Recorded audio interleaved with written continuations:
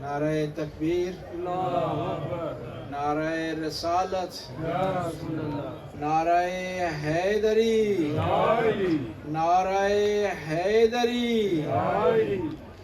اعوذ باللہ من الشیطان الرجیم، بسم اللہ الرحمن الرحیم۔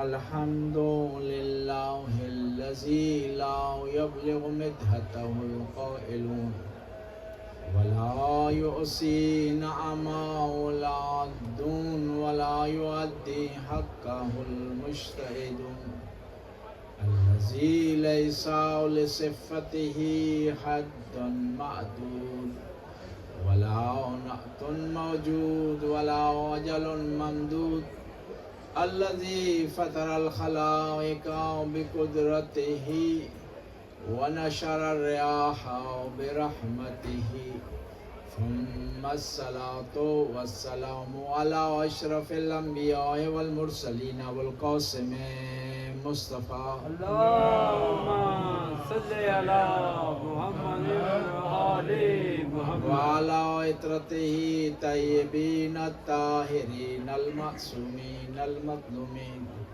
ولعنة الدائم على أعدائهم أجمعين من الآن إلى لقاء يوم الدين بسم الله الرحمن الرحيم قال رسول الله صلى الله عليه وآله وسلم إن الحسين مصباح الهدى والسفينة النجاة صلوات اللهم صل على محمد وآل محمد۔ پیغمبر گرامی کا ارشاد ہوتا ہے کہ میرا حسین ہدایت کا چراغ ہے اور کشتی نجات۔ واقعہ کربلا کو سمجھنا، جاننا، اس کی تہ تک جانا ضروری ہے، کیونکہ واقعہ کربلا اس لیے ہوا ہے کہ تاکہ ہم اس سے درس حاصل کریں، اس کی پیروی کر سکیں، اس کو فالو کر سکیں۔ واقعہ کربلا میں اگر امام حسین نے وطن چھوڑا ہے دین کی خاطر تو ہمارے اندر بھی جذبہ ہونا چاہیے۔ پیٹ کی خاطر، آمدنی کی خاطر، رزق کی خاطر تو ہر کوئی وطن چھوڑنے کے لیے تیار، بلکہ وطن چھوڑنے کے لیے لوگ پیسے دینے کے لیے تیار، جان کو داؤ پر لگانے کے لیے تیار۔ لیکن اگر دین کے لیے انسان وطن چھوڑے تو یہ کمال ہے، یہ کمال ہے، اس میں بڑائی پائی جاتی ہے، اس میں مقام اور منزلت پائی جاتی ہے۔ تو ضروری ہے کہ یہ نواسہ ہم یہ جانیں، نواسہ رسول نے مدینہ کیوں چھوڑا، نواسہ رسول نے مکہ کیوں چھوڑا، نواسہ رسول نے کربلا کا رخ کیوں اختیار کیا۔ ہر آدمی کو اپنے وطن سے پیار ہوتا ہے، محبت ہوتی ہے، حتیٰ اللہ کے رسول مکہ وطن تھا، مدینے میں آ گئے تو ہمیشہ مکہ کی یاد میں رویا کرتے تھے اور کہنے لگے کہ اگر میں نے وعدہ نہ کیا ہوتا مدینے والوں سے تو میں فتح مکہ کے بعد مدینہ چھوڑ دیتا، دوبارہ مکہ آ جاتا۔ اور فرمایا حب الوطن من الایمان۔ اب سوال پیدا ہوتا ہے کہ کیا نواسہ رسول کو اپنے وطن سے پیار نہیں تھا؟ وہ وطن بھی کوئی معمولی نہیں، وہ وطن جہاں وہ اپنے بابا کے، اپنے نانا کے کندھے پر سوار ہو، وہ وطن جہاں ان کی یاداشتیں وہاں اس وطن سے وابستہ تھیں، اس کی گلیوں میں، اس کے کوچے میں، اس کی فضا میں وہ رہا کرتے تھے، یادیں ان کے پاس تھیں۔ لیکن اس کے باوجود وطن کو چھوڑا، کیا دلیل تھی، کیا وجہ تھی وطن کو چھوڑنے؟ پھر وطن کو چھوڑنے کے بعد آگے اللہ کے گھر کے پاس، دنیا ساری توجہ کرتی ہے اللہ کے گھر کی طرف، اور پھر معمولی ایام میں نہیں چھوڑ رہے اللہ کے گھر، حج کے ایام میں چھوڑ رہے، یعنی ایسا ٹائم کہ ساری دنیا مکہ کی طرف رخ کی ہوئی ہے، مکہ کی طرف جا رہی ہے، احرام باندھ رہی ہے، نواسہ رسول کھول رہے ہیں۔ وہ طواف کے لیے تیار ہو رہے ہیں، نواسہ رسول طواف کرنے کے بعد فارغ ہو کر میدان کربلا کی طرف روانہ۔ اب یہاں پر ایک اور سوال ہے کہ لوگ حج کر رہے ہیں، احرام باندھ رہے ہیں، طواف کر رہے ہیں، مینا کی طرف جا رہے ہیں، مزدلفہ کی طرف جا رہے ہیں، عرفات، نواسہ رسول کربلا کی طرف جا رہے ہیں، دنیا کو بتا رہے ہیں کہ عبادت ظاہری نہیں ہوتی، حقیقی ہوتی ہے، ظاہری نہیں ہوتی، باطنی ہوتی ہے۔ اگر صرف ظاہری ہوتی تو نواسہ رسول بھی رک جاتے۔ فرق اتنا ہے کہ ایک حج کر رہا ہے، ایک حج کو بچا رہا ہے، ایک نماز پڑھ رہا ہے، ایک نماز کو بچا رہا ہے، ایک کعبہ کے ارد طواف لگا رہا ہے، طواف کر رہا ہے، دوسرا خانہ کعبہ کو بچا رہا ہے۔ اس کی ویلیو زیادہ ہے جو بچا رہا ہے۔ فرق یہ ہے کہ ایک اپنے آپ کو حافظ قرآن کہتا ہے، دوسرا وہ جو محافظ قرآن ہے۔ فرق اتنا ہے کہ ایک قرآن کے پیچھے چل رہا ہے، دوسرا ناطق قرآن ہے۔ ہم نے کس کو فالو کرنا ہے؟ ناطق قرآن۔ بس نواسہ رسول کا جو مشن ہے یہ ہے، اور جو نواسہ رسول کا مشن ہے نا، ہم اس پہ نہیں چل سکتے، ہمارے لیے ممکن ہے نہیں، لیکن کوشش تو کر سکتے ہیں، اسٹرگل تو کر سکتے ہیں۔ نواسہ رسول نے بچے قربان کر دیے، ہم ایسا نہیں کر سکتے، لیکن ہم بچوں کو دین کی طرف تو لا سکتے ہیں۔ نواسہ رسول نے دین پر بچے قربان کر دیے، لیکن ہم کم از کم اتنا تو کر سکتے ہیں، بچوں کو نماز کی طرف راغب کر سکتے ہیں، ایسا تو کر سکتے ہیں۔ نواسہ رسول نے سب کچھ اسلام پر لٹا دیا، ہم ایسا نہیں کر سکتے، لیکن کم از کم ہم اپنی استطاعت کے مطابق نواسہ رسول کے راستے میں خرچ تو کر سکتے ہیں۔ اور خدا کتنا کریم ہے، دیتا ہوا ہے، دیا وہ اس کو ہوتا ہے، اس میں سے ہمیں کہتا ہے کہ ہم کیا کریں، تھوڑا سا خرچ کریں، سارا بھی ضروری نہیں ہے خرچ کریں، تھوڑا سا خرچ کریں تو ہمیں اجر دے گا۔ مال اس کا ہے، خرچ ہم سے کروا رہا ہے، پھر اجر بھی دے رہا ہے، پھر مال میں بڑھوتی بھی لا رہا ہے، کتنا کریم ہے۔ پھر بھی ہم گھبراتے ہیں، دیا وہ اس کو ہوتا ہے، اس کے راستے میں اسی کا دیا اسی کا ہے، اس کے راستے میں دینے سے گھبراتے ہیں۔ امام زین العابدین علیہ السلام، اللہم صلی علی محمد وآل محمد، راوی کہتا ہے میں نے دیکھا، راوی کہتا ہے میں نے دیکھا کہ امام کندھے پر کچھ سامان لادا ہوا ہے، امام زین العابدین دوڑتے ہوئے جا رہے ہیں، بڑا جلدی سے جا رہے ہیں، کس کی طرف؟ کسی اپنی منزل کی طرف۔ کہا مولا مجھے بتائیں، میں یہ سامان آپ کے لیے اٹھا لوں، میں آپ کے لیے لے جاؤں۔ امام نے کہا کہ میں نے سفر پر جانا ہے، یہ سفر کا سامان ہے اور میں مناسب سمجھتا ہوں میں خود اسے اٹھاؤں۔ کہتا ہے دوسرے دن میں نے امام کو دیکھا کہ موجود ہے مدینے میں نے کہا یا ابن رسول اللہ، آپ نے کل کہا تھا کہ آپ سفر پر جا رہے ہیں، آپ سفر پر جا رہے ہیں تو آپ گئے نہیں؟ کہا مراد میری اس دنیا سے آخرت کا سفر تھا، اور جو سامان میں نے اٹھایا تھا نا وہ غریبوں کے لیے تھا، کھانا تھا غریبوں کے لیے، راشن تھا غریبوں کے لیے، اور میں چاہتا تھا اسے محفوظ جگہ پر پہنچاؤں، اور غریبوں کو دینا اس سے کوئی بڑی محفوظ جگہ نہیں۔ امام زین العابدین رات کی تاریکی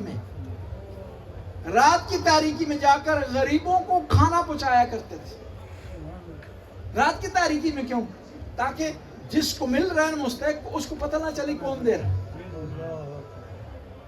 اور پوچھتے نہیں تھے کہ تم شیعہ یا سنی ہے، نہیں پوچھتے تم مسلمان ہے یا کافر ہے، امام صرف یہ دیکھتے تھے کہ مستحق ہے اس کو پہنچاتے۔ بعض کو ہم چیک کرتے ہیں کہ یہ مسلمان ہے یا نہیں، شیعہ ہے یا نہیں، چیک کرنا چاہیے۔ کیوں؟ اگر آپ امام زین العابدین کی سیرت پر چل رہے، یہ چیک نہیں کرنا، یہ چیک کرنا چاہیے کہ مستحق ہے یا نہیں۔ امام حسن علیہ السلام کا مدینے میں مشہور لنگر تھا، خود بھوکے رہتے تھے، لوگوں کو کھلاتے تھے۔ ایک شخص نے امام علی علیہ السلام کو دیکھا، قریب آیا، کہا کہ میں بھوکا ہوں، مجھے کھانا کھلا۔ امام نے اپنا کھانا اس کو پیش کیا، بڑی کوشش کی، نہیں توڑ سکے روٹی، بڑی کوشش کی، بڑی سٹرگل کی، تو کہنے لگا مولا یہ میں نہیں کھا سکتا ہوں۔ کہا اگر یہ نہیں کھا سکتا تو یہ مجھے واپس کر دے، تجھے بتاتا ہوں ایک ایڈریس، ایک آدمی ہے اس کا نام حسن ہے, وہ بڑا اچھا کھانا دیتا, جا اس کے لنگر سے مستفید ہو جائے.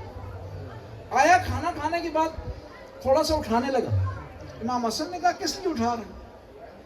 دوبارہ تجھے مل جائے گا, ضرورت نہیں اٹھانے کی, جمع کرنے کی, ذخیرہ کرنے کی ضرورت نہیں ہے, کل دوبارہ ملے گا. یہ کہا نہیں, ایک آدمی میں نے دیکھا ہے اس کے پاس کھانا جو ہے مناسب نہیں, اس کی روٹی کو میں نے توڑنے کی کوشش کی, ٹوٹی نہیں ہے, میں چاہتا ہوں اس کے لیے لے جاؤں. کہا اس کے لیے لے جانے کی ضرورت نہیں ہے, وہ کیا ہے, میرے بابا ہیں, یہ لنگر انہی کا ہے. اور مہمان نوازی اہل بیت کی مشہور تھی. کہتے ہیں کہ حسین بن نمیر کربلا کے قاتلوں میں سے, کربلا میں کوئی مین کردار ہے نا, ان میں سے ایک شمر مین کردار ہے, خولی ہے, حرملہ ہے, حسین بن نمیر. انہوں نے ظلم میں ایک حصے کو اپنے ذمہ لیا ہوا تھا, ظلم کرنے میں. کہتے ہیں حسین بن نمیر نے حملہ کیا مکہ پر, شکست ملی اس کو عبداللہ بن زبیر کے مقابلے. یہ گھبرایا ہوا شکست خوردہ آ گیا مدینے میں. کوئی آدمی اسے اپنے گھر میں جگہ نہیں دے رہا تھا, پناہ نہیں دے رہا تھا, اور اگر سے کوئی پناہ نہ دیتا یہ بھوک سے مر جاتا.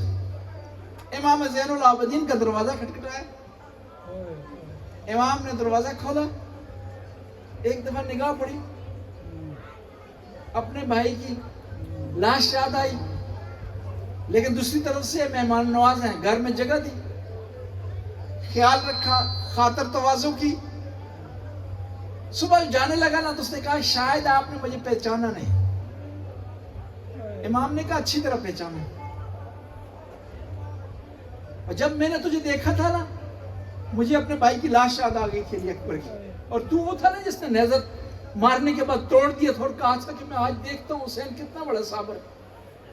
لیکن فرق اتنا ہے, کربلا میں ہم تمہارے مہمان تھے, یہاں پر تو ہمارا مہمان ہے. امام زین العابدین کمال یہ ہے نا کہ آپ کے پاس پاور ہونا, آپ معاف کر دیں. شکست خوردہ تو ہر کسی کو معاف کرتا ہے نا, آپ کے پاس پاور ہو معاف کر دیں, کنٹرول حاصل ہو معاف کر دیں, یہ کمال ہے. حکومت تبدیل ہوئی, مدینہ کے گورنر کو نئی حکومت نے لا کر چوک پہ باندھ دیا. جس طرح بھی ہوتا ہے نا, حکومتیں تبدیل ہوتی ہیں, پرانے جو گورنر ہوتے ہیں جو ان سے انتقام لیا جاتا ہے, وہاں باندھ دیا. حکومت نے اعلان کیا کہ جس آدمی نے انتقام لینا ہے اس شخص گورنر سے لے سکتا ہے. کوئی آ رہا پتھر مار رہا ہے, کوئی برا بلا کہہ رہا ہے, کوئی گالی اس کو دے رہا ہے, امام زین العابدین کے قریب سے گزر گئے اور کہا کہ اے اللہ کے بندے, اس مشکل وقت میں سجاد تیری کیا مدد کر سکتا ہے, اس مشکل وقت میں سجاد تیری کیا مدد کر سکتا ہے. وہ رو گیا, اس نے کہا کہ جن لوگوں کا میں نے کچھ نہیں بگاڑا تھا, تھوڑا آگے آ جائیں, صلوات پڑھتے ہو, تھوڑا آگے آ جائیں. جتنے قریب بیٹھیں گے اتنا آپ کو فائدہ زیادہ ملے گا. صلوات پڑھیں دوبارہ.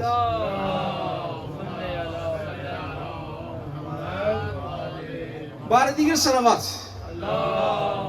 آنے میں کنجوسی نہ کریں, تھوڑا اور آگے جی, اس طرح اٹھ کر آئیں, اس طرح اٹھ کر کہ سیٹیاں کرتے نہ آئیں, تھوڑا صلوات پڑھیں دوبارہ.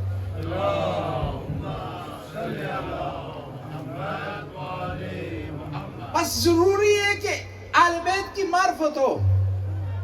معرفت سے مراد یہ کہ ہمیں پتہ چلے کہ کون سی چیز اہل بیت کو کون سا کام پسند ہے اور کون سا ناپسند ہے, اور ان کے پسندیدہ کاموں کو اپنانے کی کوشش کریں اور ان کے ناپسندیدہ کاموں سے دوری اختیار کریں.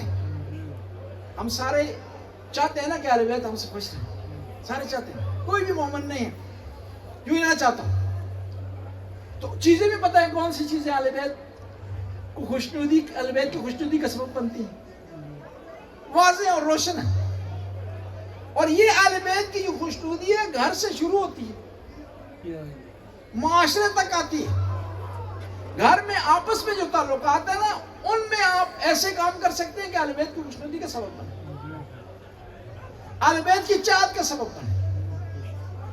اچھے آدمی سے تو ہر کوئی اچھا ہوتا ہے, وہ تو کمال نہیں ہے نا.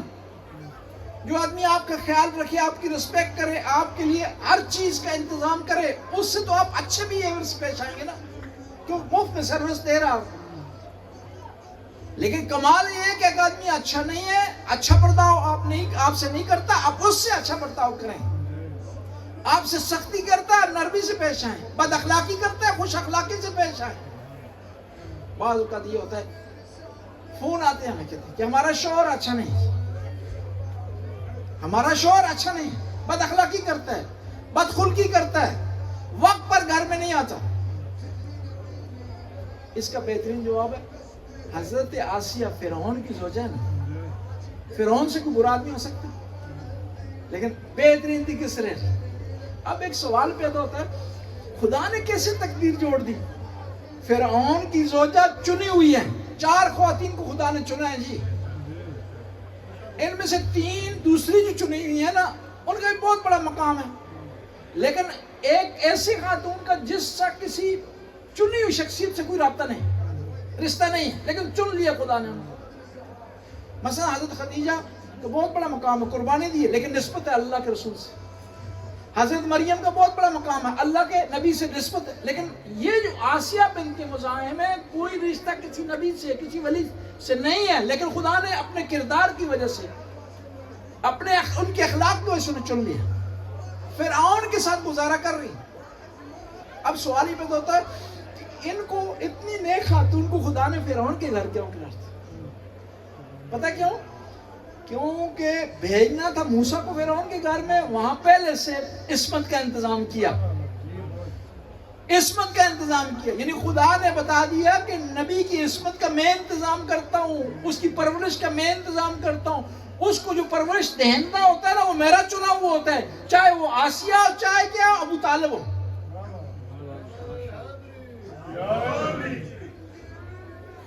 ابو طالب وہ ہے نا جن کے کچن پر خدا نے اعتماد کیا. اس ماحول میں ہم رہ رہے ہیں نا، بعض کا بچوں کو دعوت ملتی ہے برتھ ڈے کی، تو آپ کا پہلا سوال ہوتا ہے مومنین کا کہ بچہ جس گھر میں جا رہا ہے وہاں حلال کا انتظام ہے یا نہیں. یعنی آپ ایک اپنے بچے کے لیے جو نبی بھی نہیں ہے ولی بھی نہیں ہے خدا کا چنا نہیں، اس کے لیے اتنا انتظام کرتے ہیں کہ کہیں ایسا نہ ہو ایسے گھر میں جائے، ایسا نہ ہو کہ وہ حرام کھانے پر مجبور ہو جائے، حلال اسے میسر نہ ہو. انتظام کرتے ہیں اسکول والوں سے، پڑھنے آگے والوں سے، کنڈری گارڈن والوں سے تاکید کرتے ہیں کہ ہمارے بچے کو کیا ملنا چاہیے؟ حلال. تو خدا نے بھی ابو طالب کا انتظام کر کے ہمیں بتا دیا کہ ابو طالب کی ایمان سے متعلق بحث نہ کرو، بحث یہ کرو کہ وہ عصمت صغرا پر تھے یا کبرا پر تھے. نہیں ابو طالب بھی ہیں. اور قرآن نے کہا کہ نبی تمہیں نہیں پتا کہ تو بغیر گود کے تھا، یتیم تھا، ہم نے تجھے اپنی گود دی. یعنی کیا ہے؟ ابو طالب کی گود کو اپنی گود قرار دی. میں عرض کر رہا تھا کہ آسیہ بنت مزاحم جب گزارا کر سکتی ہے فرعون کے ساتھ، ہم کیوں گزارا نہیں کر سکتے؟ اور دوسری مثال دیتا ہوں آپ کی خدمت میں. حضرت نوح کی زوجہ دین سے خارج ہیں، مخالف ہیں، اور اسی کی وجہ سے بیٹا خراب ہوا. لیکن حضرت نوح نے جدائی نہیں اختیار نہیں کی. کسی نے کہا کہ بتائیں جی، حضرت نوح سے کہا کہ آپ بتائیں کہ کیا وجہ ہے کہ آپ اس کو چھوڑ نہیں دیتے، اس سے دوری اختیار نہیں کرتے، اس سے علیحدہ کیوں نہیں ہو جاتے؟ حضرت نوح نے کہا کہ برے آدمی کے ساتھ رہنا کمال ہے، اس سے جدائی کرنا کمال نہیں ہے. دیکھیں خدا نے 2 مثالیں دی ہیں، ایک اچھے شوہر کی نوح اور لوط، اور ایک اچھی بیوی کی مثال کس کے دیا؟ آسیہ بنت مزاحم کی مثال. خدا نے 4 خواتین کو چنا ہے. آسیہ بنت مزاحم ہے، مریم بنت عمران ہے، خدیجہ بنت خویلد ہے، فاطمہ بنت محمد مصطفیٰ صلی اللہ علیہ وسلم.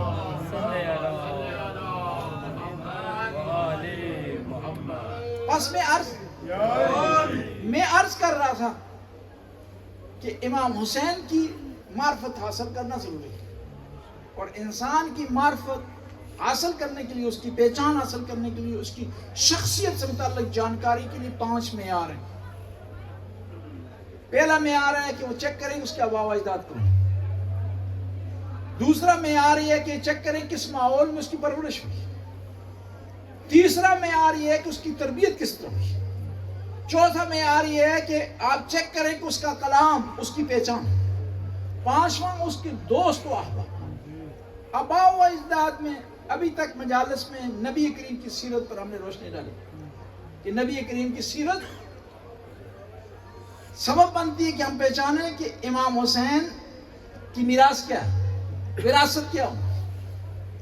اللہ کے نبی، سچے نبی، صادق امین نبی، ان جیسا کوئی سچا نہیں، ان جیسا کوئی امین نہیں، ان جیسا کوئی ایمانت دار نہیں. جنگ خیبر میں اس طرح ہوا، 39 دن تک مسلمانوں پر سختی تھی اور راشن ختم ہو رہا تھا. اسی دوران ایک مسلمان آپ کی خدمت میں حاضر ہوا، رسول اللہ کی. آ کر کہا یا رسول اللہ، یہودیوں سے ہماری جنگ جاری ہے، تو میرے پاس یہودیوں کی 200 بکریاں، آپ اگر اجازت دیں میں ان کو لاتا ہوں، آپ کی خدمت میں پیش کرتا ہوں. اللہ کے رسول نے منع فرما دیا، کہا کہ ہم کسی کے ناجائز مال کو نہیں اٹھاتے، کسی کے مال کو زبردستی نہیں اٹھاتے، کسی کا مال غصب نہیں کرتے. یعنی اللہ کے رسول نے ہمیں درس دیا، جہاں کہیں بھی آپ سمجھ رہے ہو نا کوئی حرام مال آپ کی طرف آ رہا ہے تو فوراً کیا کرے، اس کو رد کر دے، اس کو ریجیکٹ کر دے. آپ کے کام میں 8 گھنٹے ہیں نا، ایمانداری سے 8 گھنٹے کام نہیں کرتے نا، تنخواہ جو لیتے ہیں نا وہ حلال نہیں. آپ اگر ٹیکس نہیں ادا کرتے، جو مال ہے وہ حلال نہیں ہے. آپ جو اپنی گورنمنٹ کی طرف سے آپ پر جو واجبات ہوتے ہیں کسی حوالے سے، کسی قسم کا ٹیکس وہ اگر ادا نہیں کرتے، اس میں اگر چوری کرتے تو کیا ہے، وہ جائز نہیں ہے، وہ حرام ہے. اہل بیت نے ہمیں یہی سکھایا ہے اور ہمیشہ اہل بیت نے کہا کونوا دعاۃ الی الناس بغیر السنتکم، اے ہمارے ماننے والوں، لوگوں کو ہماری طرف بلاؤ لیکن زبانوں سے نہ بلاؤ، زبان کے ذریعے نہ بلاؤ، عمل کے ذریعے بلاؤ. امام جعفر صادق علیہ السلام صلوات پڑھتے.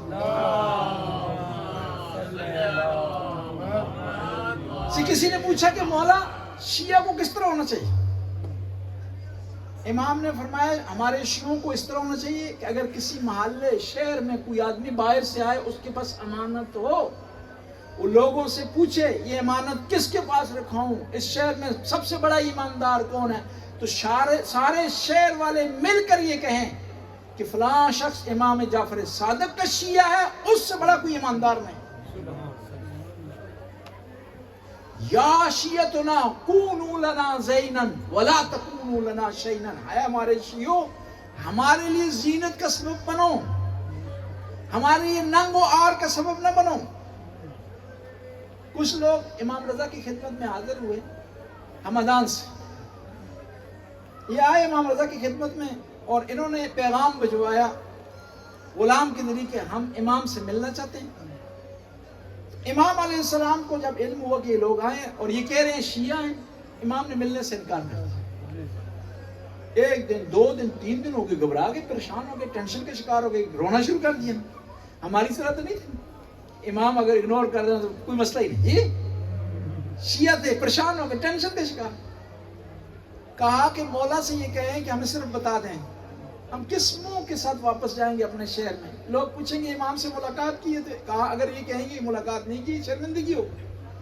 امام نے فرمایا کہ تم نے ایک دعویٰ کیا شیعہ ہونے کا اور اس دعوے کی تمہارے پاس دلیل نہیں ہے، تمہارے اٹھنے بیٹھنے اخلاق سے معلوم نہیں ہو رہا شیعہ. تم یہ کہو کہ ہم محب ہیں، شیعہ نہ کہو، کیونکہ شیعہ ذمہ داری ہے. شیعہ یعنی ذمہ دار، شیعہ یعنی جواب دہ، شیعہ یعنی اس کا عمل اہل بیت کی سیرت کے مطابق ہو، اس کے مطابق وہ چل رہا ہو، کیا ہو تالی دل میں معصوم ہو. میں عرض کر رہا تھا کہ اللہ کے رسول سے پتہ چلتا ہے کہ اللہ کے رسول کس منزل پر ہیں اور ان کے نواسق کس منزل پر ہیں. دیکھیں نا، ہمیشہ چھوٹے بڑوں پر فخر کرتے ہیں. جی ہوتا ہے نا، بڑے چھوٹے پر فخر نہیں کرتے. جو آدمی ایف اے پڑھا ہوتا ہے نا تو اپنے کسی ایم اے کے رشتہ دار پر فخر کرتا ہے. وہ ایم اے والا فخر نہیں کرتا کہ میرا جو بھانجا جو ایف اے پڑھا ہوا ہے، ہمیشہ اس طرح. لیکن اللہ کے رسول نے برعکس کیا. اللہ کے نبی ہیں، خاتم الانبیاء، بہت بڑا مقام، لیکن کہا حسین منی وانا من الحسین، مجھ سے، میں حسین سے ہوں، میں خاتم الانبیاء ہوں، سید المرسلین ہوں، بہت بڑا مقام مجھے حاصل ہے، لیکن میرا فخر یہ ہے کہ حسین میرا نواسہ ہے، حسین منی وانا من الحسین۔ پیغمبر کا بہت بڑا مقام ہے، اس پہ کسی کو اختلاف نہیں، نہ شیعہ سے نہیں۔ تو جب پیغمبر پیار کر رہے ہیں اپنے نواسے تو پتہ چل رہا ہے کہ نواسے کے کتنا بڑا۔ انبیاء کے بہت بڑے مقام ہیں، مختلف حوالوں سے انبیاء کو فضیلت ملی ہے۔ کسی نبی کو فضیلت ملی ہے اللہ کے ساتھ کلام کرنے کی وجہ سے، کسی نبی کو فضیلت ملی ہے خلیل اللہ ہونے کی وجہ سے، کسی نبی کو فضیلت ملی ہے ہجرت کرنے کی وجہ سے۔ فضیلت نہیں، مقام ہے نا ہجرت کرنا۔ تمام انبیاء میں جو فضیلتیں پائی جاتی تھی وہ ہمارے نبی میں، لیکن ایک فضیلت ظاہری طور پر نہیں تھی، وہ خدا نے عطا کر دی نواسے کی وجہ سے۔ کون سی جی؟ شہید ہونا اللہ کے راستے میں، میدان میں شہید ہو جانا، یہ بہت بڑی فضیلت ہے، درجہ ہے۔ خدا نے محمد مصطفیٰ کو ظاہری طور پر نہیں دی، لیکن جب محمد نے کہہ دیا حسین مجھ سے ہے، میں حسین سے ہوں، خدا نے یہ فضیلت بھی عطا کر دی، اور نہ فقط شہید بنایا بلکہ سید الشہداء بنایا، شہیدوں کا سردار۔ اللہ کے رسول نے بہت بڑی قربانیاں دی ہیں، یہ بہت بڑی قربانیاں دی ہیں اللہ کے رسول نے، بڑی مصیبتیں برداشت کی ہیں، بڑی مشکلات سے گزرے ہیں اللہ کے رسول۔ یعنی دیکھیں نا، ہجرت کرنا کوئی آسان کام نہیں، پھر اللہ کے راستے میں اپنے عظیم چچا کو قربان کر دینا، یہ کوئی معمولی قربانی نہیں ہے۔ آخر دم تک اللہ کے رسول روتے رہے۔ مدینے میں کیا ہوا؟ سارے گھروں میں ماتم برپا ہوا، حضرت حمزہ کے گھر میں کوئی نہیں تھا، اپنی خواتین کو بھیجا، کہا کہ میرے چچا کے لیے غم کرو، سب کو معاف کر دیا، کہا اس حبشی کو کہنا کہ یہاں میرے سامنے نہ آئے، جب بھی یہ آتا ہے تو مجھے میرے چچا یاد ہے۔ اور اس سے بڑی مصیبت کیا ہو سکتی ہے؟ کہتے ہیں کہ اللہ کے رسول اپنے چچا کے جنازے کے قریب بیٹھے ہوئے ہیں، امام علی آئے، آ کر کہا کہ یا رسول اللہ، پھوپھی جان صفیہ، حضرت حمزہ کی بہن، امام علی کی پھوپھی، پیغمبر کی پھوپھی صفیہ، وہ بے چین ہے، اپنے بھائی کی لاش کو دیکھنا چاہتی ہے۔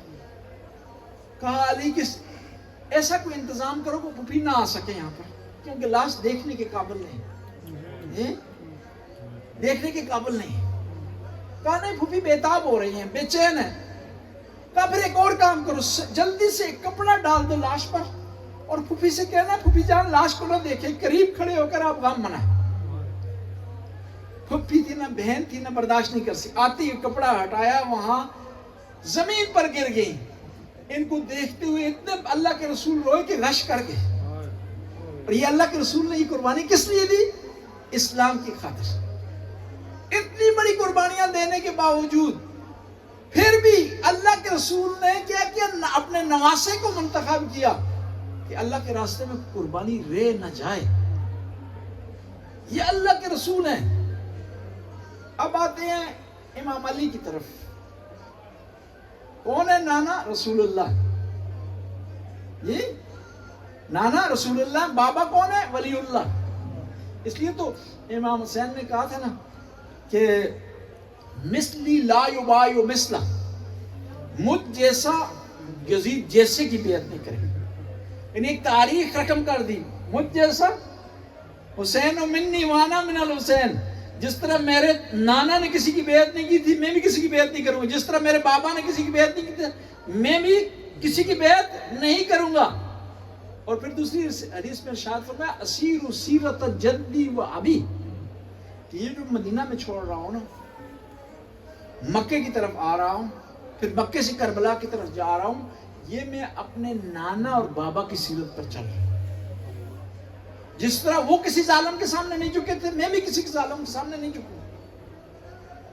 اب آتے ہیں امام علی علیہ السلام کی سیرت کی طرف نگاہ دوڑاتے ہیں تاکہ ہمیں پتہ چلے کہ امام حسین کو میراث کس سے ملی ہے؟ بہادری، شجاعت، سخاوت، قربانی دینا، اللہ کے راستے میں ڈٹ جانا، شہادت پیش کرنا، یہ کس سے ملی ہے؟ اس ہستی سے ملی ہے جس کے بارے میں پیغمبر ارشاد فرماتے ہیں مثل علی کالکعبہ، علی کی مثال کعبہ جیسی ہے۔ علی کی مثال کیا ہے؟ کعبہ جیسی ہے۔ یطاف ولا یطوف، یؤتا ولا یاتی۔ علی کی مثال کعبہ جیسی ہے، لوگ کعبہ کا طواف کرتے ہیں، کعبہ کسی کا طواف نہیں کرتا۔ لوگ علی کے پاس آئیں گے، علی کسی کے پاس نہیں جائے گا۔ پیغمبر نے کہا کہ علی کی مثال کیا ہے جی؟ کعبہ جیسی۔ میں آپ سے سوال کرتا ہوں، آپ بہترین وضو کریں جی، نیا لباس پہنے جی،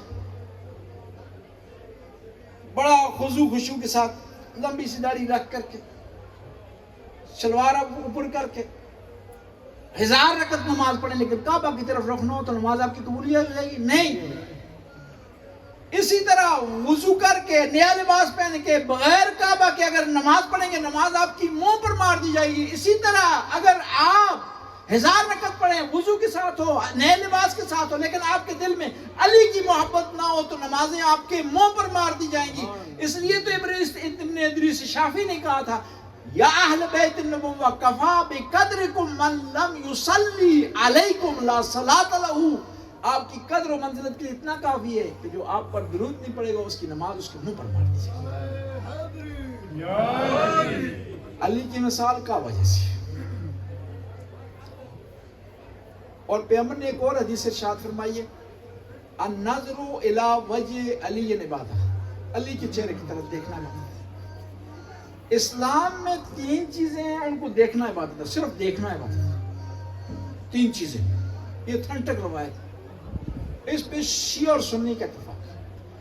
النظر الی کعبہ عبادہ، کعبے کی طرف دیکھنا عبادت ہے۔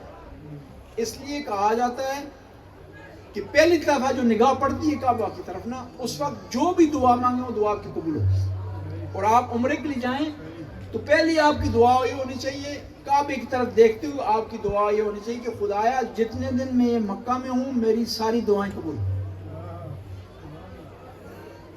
کعبے کی طرف دیکھنا عبادت ہے، ٹھیک ہے جی۔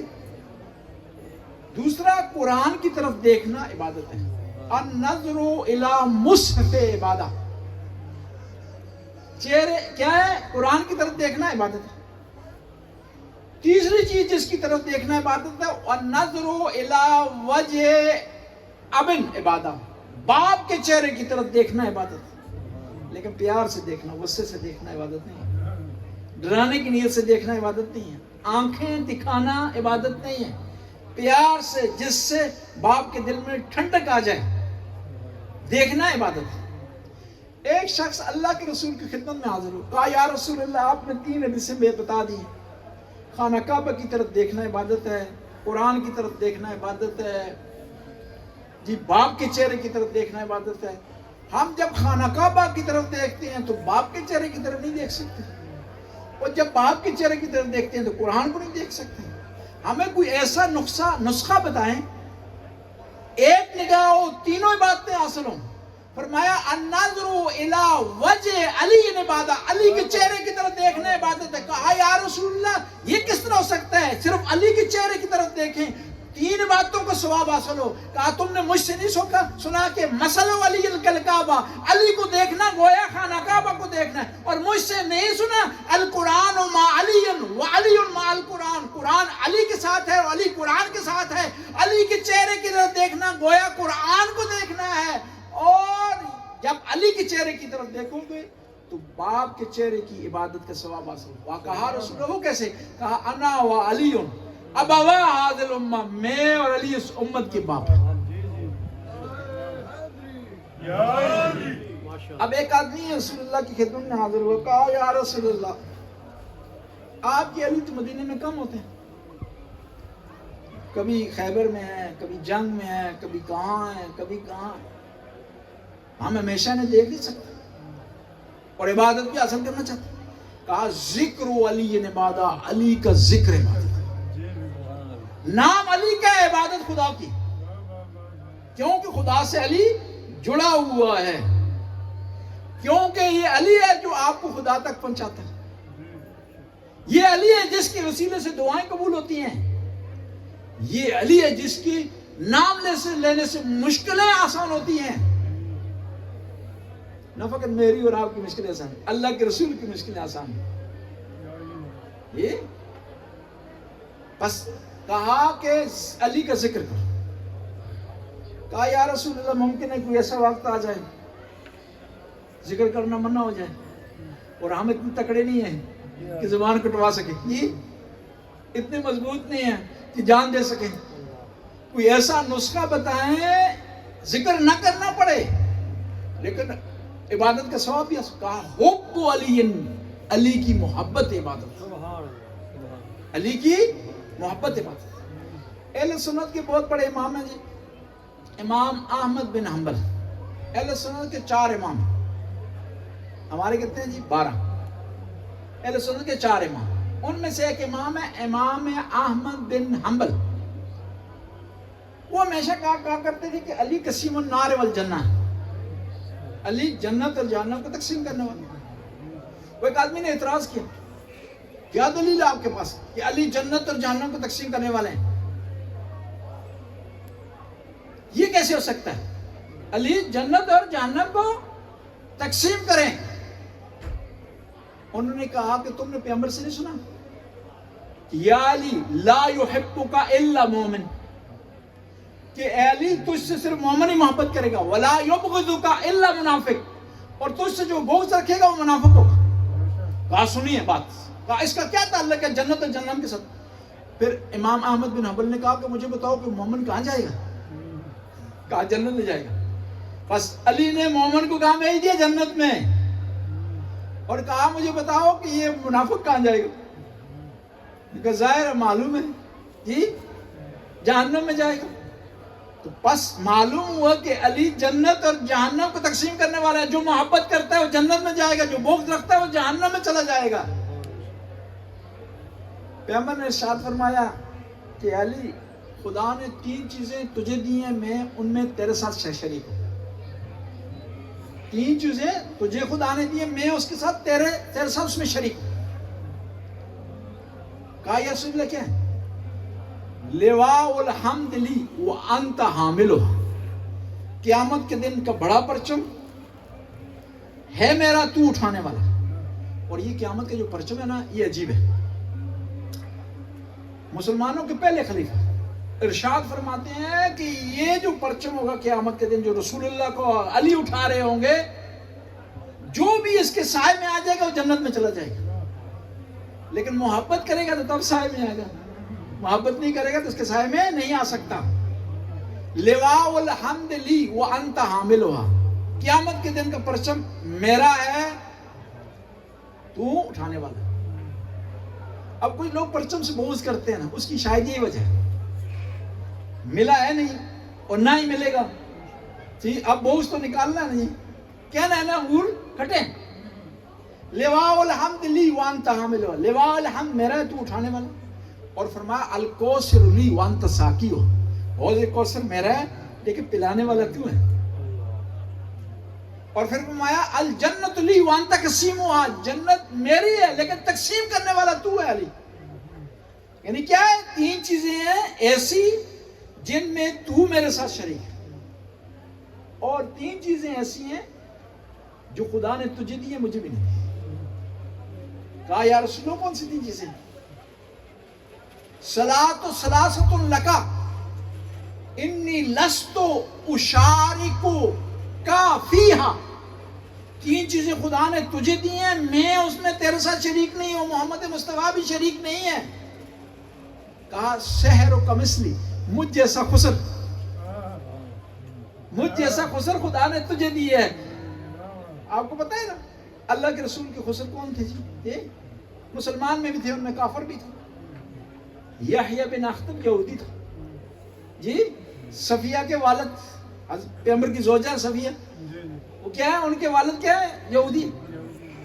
مسلمان بھی ہے اور کافر بھی ہے. لیکن جو علی کا خسر ہے اس کی مثال نہیں.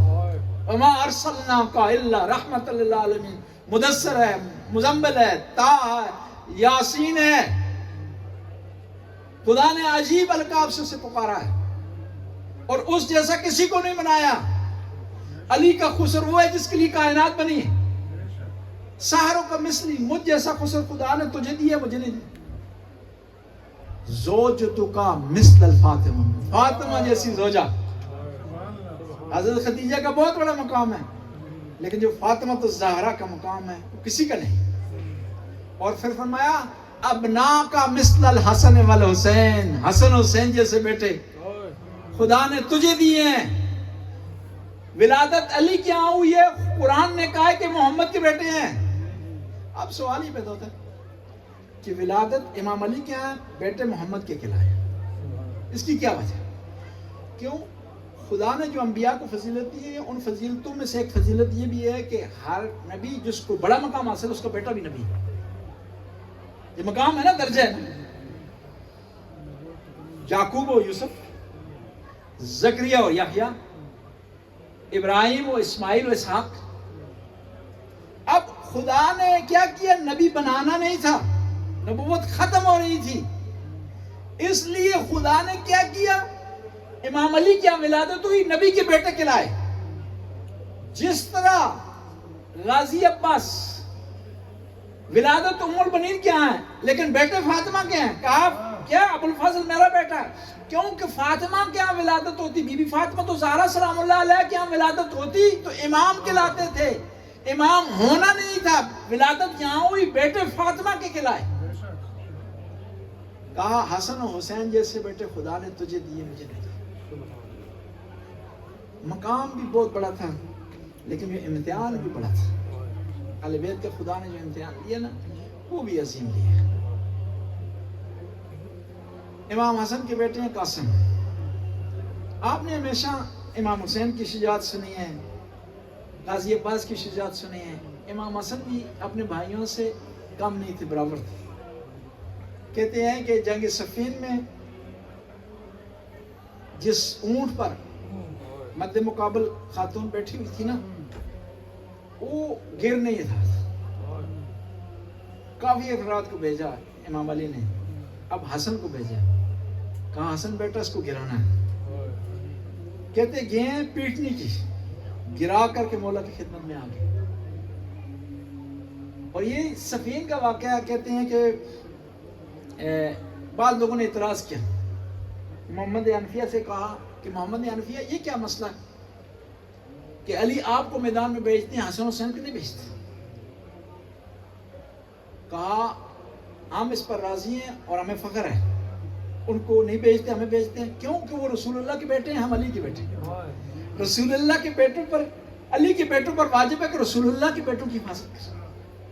اور پھر کہا کہ ہم کیا ہیں، وہ علی کی آنکھ ہے، ہم علی کے بازو ہیں، بازوؤں پر واجب ہے کہ آنکھ کی حفاظت کریں. امام حسن علیہ السلام بہت مظلوم شخصیت ہے.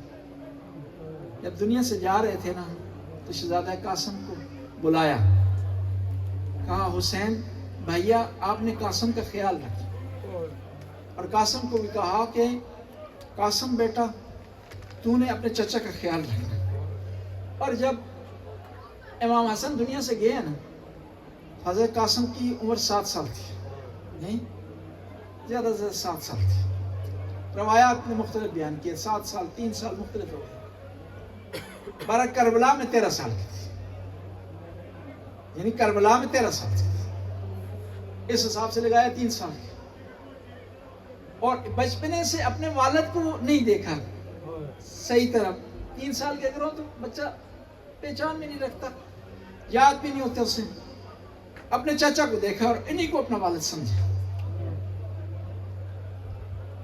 اور راستے، سارے راستے میں چاچا کے قریب کھڑے رہتے تھے. جب کوئی کام ہوتا نا تو لبیک کہتے، یہ اپنا رسول اللہ لبیک. اب شب عاشورہ کو تمام بیویوں نے اپنے بچوں کو اپنے پاس بلایا ہے، تلقین کر رہی ہیں کہ کل آپ نے کیا کرنا ہے، دشمن کا مقابلہ کرنا ہے، قربانی پیش کرنی ہے اور سہارا بننا ہے. جب بیویاں تلقین کر چکی اپنے بچوں کو تو امام حسین نے تمام اپنے اصحاب کو، آل بیت کو، جوانوں کو اپنے پاس خیمے میں بلایا. امام نے ایک ایک شہید کا نام لیا اور اس کی شہادت کا مقام اسے بتایا. اور ابھی امام بتا ہی رہے تھے تو شہزادہ قاسم کھڑے ہو گئے. کہا چچا جان میں بھی شہید ہو جاؤں گا, کیا مجھے بھی شہادت نصیب ہوگی؟ تو امام نے ایک جملہ کہا, قاسم رو گئے. کہا قاسم بیٹا تو بھی شہید ہوگا اور ننھا علی اصغر بھی شہید ہو جائے گا. کہا چچا جان کیا دشمن کی فوجیں خیموں تک پہنچ جائیں گی کہ علی اصغر بھی شہید ہو جائیں گے؟ کہا دشمن کی کیا مجال ہمارے ہوتے ہوئے خیموں تک آئیں. کہا چچا جان عباس کہاں ہوں گے کہ دشمن خیموں تک پہنچ جائے گا؟ کہا نہیں دشمن خیموں تک نہیں پہنچے گا, میں خود علی اصغر کو میدان میں لاؤں گا.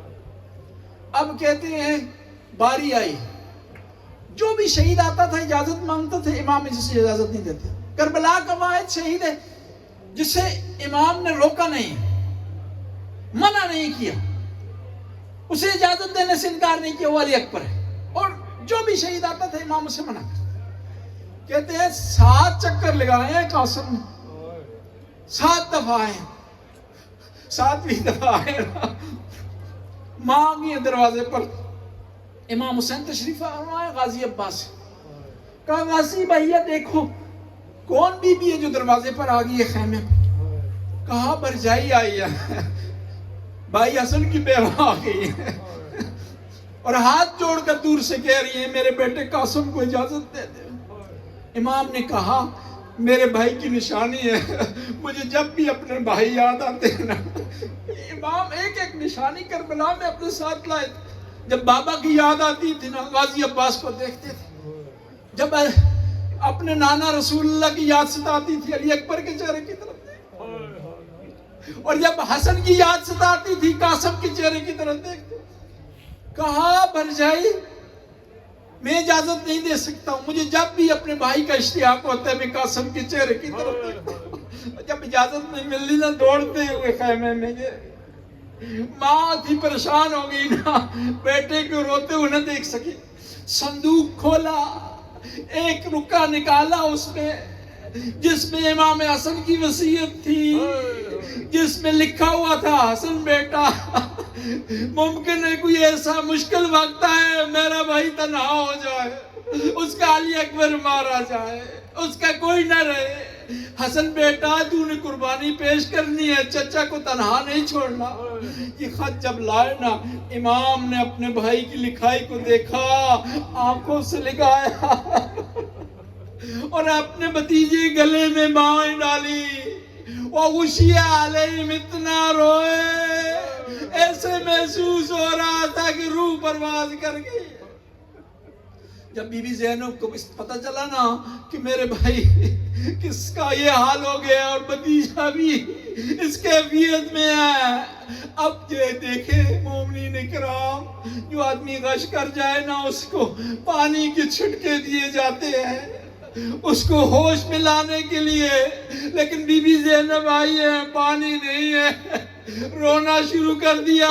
اتنے آنسو گرائے کہ آنسوؤں کی وجہ سے امام حسین اٹھے. اب بھتیجے کو سوار کیا, کہتے ہیں کہ پاؤں اتنے چھوٹے تھے کہ رکابوں تک نہیں پہنچتے تھے. اب کیا ہوا, رکابیں کاٹ کر کے برابر کی گئی, قاسم کو روانہ کیا میدان کی طرف. ان ظالموں نے, کہتے ہیں حمید ابن مسلم کربلا کا راوی ہے, کہتے ہیں میں نے اپنی آنکھوں سے دیکھا جب حسین نے رخصت کیا نا, یہ بچہ اس طرح میدان میں آیا جس طرح چاند کا ٹکڑا ہوتا ہے, اور اس نے سفید کرتا پہنا ہوا تھا, ماں نے بالوں میں کنگھی کی ہوئی تھی. 13 سال کا جو نوجوان ہے جب میدان میں پہنچا نا, ظالموں نے چاروں طرف سے گھیرے میں لیا. کوئی تیر چلوا رہا تھا, کوئی نیزہ مار رہا تھا. روایت کے الفاظ ہیں وَقَطَعُوا عِرْبًا عِرْبًا. انہوں نے کیا کیا, قاسم کی لاش کے ٹکڑے ٹکڑے کر دیے. اب گھوڑے سے گرے ہیں قاسم, آواز دی چچا جان میری مدد کو آئے. جب امام عقاب کی طرح وقت دخل کالصقر, عقاب کی طرح میدان میں داخل ہوئے. قاسم زمین پر گرے ہوئے تھے. ان ظالموں نے جب امام حسین کو دیکھا نا گھوڑے دوڑانا شروع کر دیے اور گھوڑے دوڑتے جا رہے تھے, قاسم کی لاش کو پامال کرتے جا رہے تھے. کربلا کا واحد شہید ہے جس کی لاش 2 دفعہ پامال ہوئی ہے. ایک دفعہ یہ جب زندہ تھا, ایک دفعہ جب تمام شہداء کے لاشیں پامال ہوئے, اس کا لاشا بھی پامال. امام حسین آنے کے بعد سر کو گود میں لیا, پتہ کیا مرثیہ پڑھا, کہا بھتیجے افسوس ہے تو نے مجھے مدد کے لیے پکارا, میں نہ آ سکا, جب آیا تو تیری مدد نہ کر سکا. اب لاش کو اٹھایا, روایت کے الفاظ ہے علی اکبر کا, علی قاسم کا قد اتنا چھوٹا تھا, اتنے جوان اور بچے تھے کہ پاؤں رکاب تک نہیں پہنچتے تھے. اب جب امام حسین نے لاشا اٹھایا نا, جب پاؤں زمین پر رگڑ کھا رہے تھے. اب کس طرح ہوا یہ چھوٹا سا بچہ, اس کا لاشا بڑا کس طرح ہو گیا؟ کہتے ہیں گھوڑوں کی سمو کے نیچے اتنا دباؤ آیا اس لاش پر کہ اب دیکھنے اور چلنے کے قابل نہ رہی. الا لعنت اللہ قوم الظالمین فسیعلم الذین ای منقلب ینقلب. خدایا اس قلیل سی حاضری کو قبول و منظور فرما, ہمارے گناہوں سے درگزر فرما. خدا واسطہ دیتے ہیں شہزادہ قاسم کی جوانی کا, جوانوں کو دین سے آشنائی عطا فرما, والدین کا فرمانبردار بنا, آل بیت کا فرمانبردار بنا, آل بیت کی سیرت پر چلنے والا بنا. خدایا حاضرین جو تشریف فرما ہے ان کی توفیقات میں اضافہ فرما, ان کی حاجت روائی فرما. ہماری بہنیں بیٹیاں تشریف فرما ہے, خدایا وہ حاجت رکھتے ہیں ان کی حاجت روائی فرما, ان کو پریشانیوں سے دور فرما, بیماریوں سے دور فرما. یا اللہ جو مریض ہیں شفائے کاملہ وائلہ عطا فرما, تنگ دستوں کی تنگ دستی کو دور فرما, بے روزگار افراد کو بے عزت روزگار عطا فرما, مقروضوں کا قرض غیب کے خزانے سے عطا فرما. اس مرکز کو قائم و دائم فرما. جو مومنین و مومنات یہ خدمت کر رہے ہیں ان کی توفیقات میں اضافہ فرما, ان کے رزق میں وسعت عطا فرما.